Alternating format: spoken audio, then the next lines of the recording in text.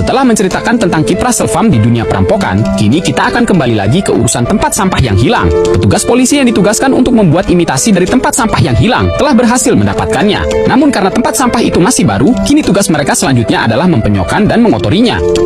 Sehingga tempat sampah itu sama persis dengan tempat sampah milik Maharaja yang hilang. Setelah tempat sampahnya telah sama persis, kini inspektur polisi ini hanya tinggal mencari seseorang yang mau berperan menjadi pencuri. Ia pun menghubungi mantan napi kenalannya.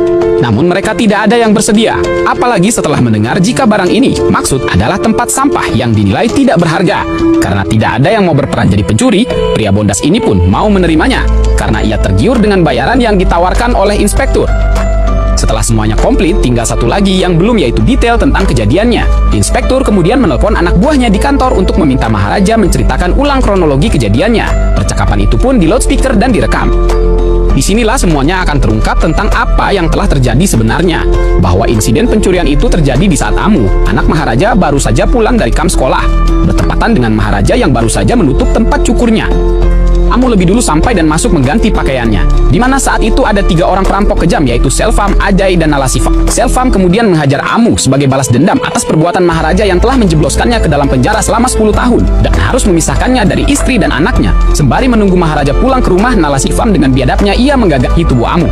Sementara Selvam tidak peduli dan membiarkan rekannya itu menggagahi gadis SMP itu. Setelah beberapa saat menunggu, Maharaja juga tidak kunjung pulang. Selvam pun merencanakan cara lain untuk balas dendam, yaitu dengan membiarkan Amu sekarat, agar Maharaja bisa merasakan penderitaan yang telah ia rasakan. Tak lama setelah Selvam dan kawan-kawannya pergi, ternyata Maharaja terlambat pulang dikarenakan ia sedang mencari sepatu buat putrinya tersebut. Dan alangkah terkejutnya Maharaja ketika ia pulang.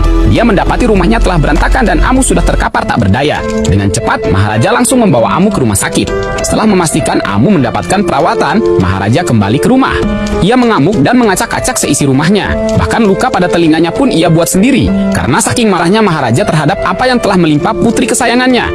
Tak lama setelah putrinya sadar, Amu pun meminta ayahnya untuk mencari tahu siapa orang yang telah melakukan ini kepadanya. Ia hanya ingin berbicara kepada pelakunya kenapa mereka tega melakukan ini kepadanya.